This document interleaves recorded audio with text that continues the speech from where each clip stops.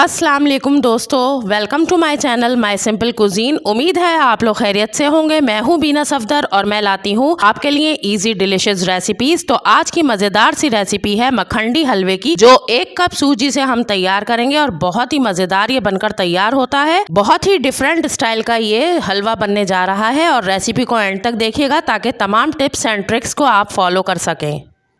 यहाँ पर मैंने 1 कप या 250 ग्राम सूजी ले ली है और इसको मैंने मेजरिंग कप से नाप लिया है और इसको बहुत अच्छी तरह से हमने छान कर इस्तेमाल करना है। और अब इसको लो फ्लेम पर मैं भून लूँगी और इतना भूनूंगी कि इसका कलर चेंज हो जाए और थोड़ी इसमें खुशबू आनी शुरू हो जाए। और इसको हम चलाते रहेंगे वरना ये नीचे से जल जाती है।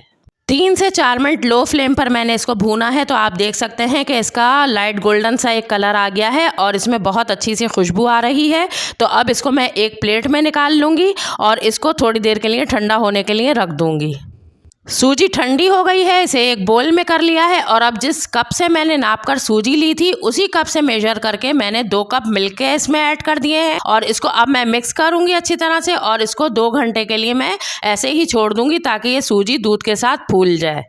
अब इसी कप से मेजर करके मैंने 1 कप या 250 ग्राम घी ले लिया है। आप चाहें तो देसी घी भी यूज़ कर सकते हैं और ऑयल इसमें इस्तेमाल नहीं करना, या तो आप बनास्पति घी यूज़ करेंगे या देसी घी, क्योंकि घी के साथ ही हलवा बहुत अच्छा सा बनता है। घी में 2 हरी इलायचियाँ कूट कर मैं शामिल कर रही हूँ और अब लो फ्लेम पर मैं घी को हल्का सा गर्म कर लूँगी, बहुत तेज़ गर्म नहीं करना। और हल्का सा घी गर्म करके इसमें 1 कप के करीब मेजरिंग कप से नाप कर मैंने चीनी ली है, तकरीबन 250 ग्राम, वो इसमें ऐड कर देंगे। और अगर घी हमारा बहुत ज़्यादा गर्म होगा तो चीनी उछलेगी और एकदम से जब हम डालेंगे तो जल जाएगी। और चीनी डालते के साथ ही हमने इसमें चम्मच चलाना है ताकि ये चीनी जले नहीं। अगर आपने चम्मच रोक दिया तो चीनी नीचे चिपक जाएगी और नीचे से जलने लगेगी, इसलिए चम्मच मुस्तकिल चलाना है। और लो फ्लेम पर चीनी को हमने इतना ब्राउन कर लेना है जितना हम हलवे का कलर चाहते हैं।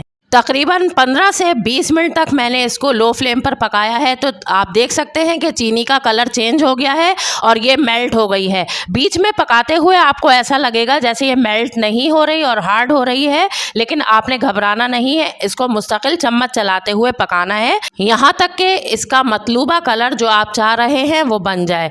इस स्टेज पर मैं फ्लेम को ऑफ करूंगी और चीनी को चलाती रहूंगी और थोड़ा सा ठंडा कर लूंगी, क्योंकि अभी मैं इसमें जब सूजी डालूंगी और गरम गरम चीनी में डालूंगी तो वो एकदम से उछल के हमारे ऊपर आएगी, इसलिए थोड़ा सा इसको मैं चलाते हुए ठंडा करूंगी।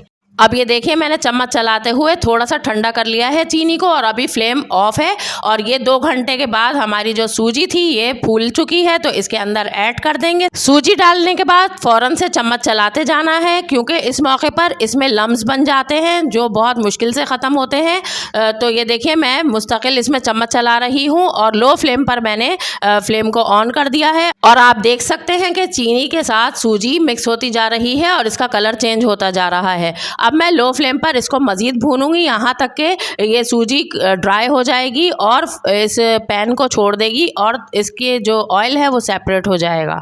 तकरीबन 5 मिनट लो फ्लेम पर भूनने के बाद आप देख सकते हैं कि सूजी भुनी भुनी सी हो गई है और ड्राई होने लगी है। तो इसमें 1 टेबल स्पून किशमिश, 1 टेबल स्पून बारीक कटा हुआ खोपरा और 1 टेबल स्पून बारीक कटे हुए बादाम मैं ऐड कर दूंगी। इसमें आप अपनी मर्जी के कोई से भी ड्राई फ्रूट्स डाल सकते हैं। अब मैं इन्हें मिक्स करूंगी और 2 मिनट मजीद भून लूंगी। और 2 मिनट मजीद भूनने के बाद आप देख सकते हैं कि हलवे ने पैन को छोड़ दिया है और कितना खिला खिला सा दानेदार सा ये हलवा बन गया है और इसका ऑयल भी सेपरेट हो गया है। तो व्यूवर्स, ये हमारा बहुत ही मज़ेदार सा मखंडी हलवा बनकर तैयार हो गया है और सर्दियों में तो ये शाम की चाय के साथ बहुत ही मज़े का लगता है। तो आप भी इसको बनाएं और अपने मेहमानों को खिलाएं और ख़ुद भी इंजॉय करें। रेसिपी पसंद आई है तो इसे एक लाइक दें और कमेंट्स में फीडबैक दें कि आपको ये रेसिपी कैसी लगी। मेरे चैनल को सब्सक्राइब करें और इस वीडियो को अपने फ्रेंड्स और फैमिली में शेयर करें।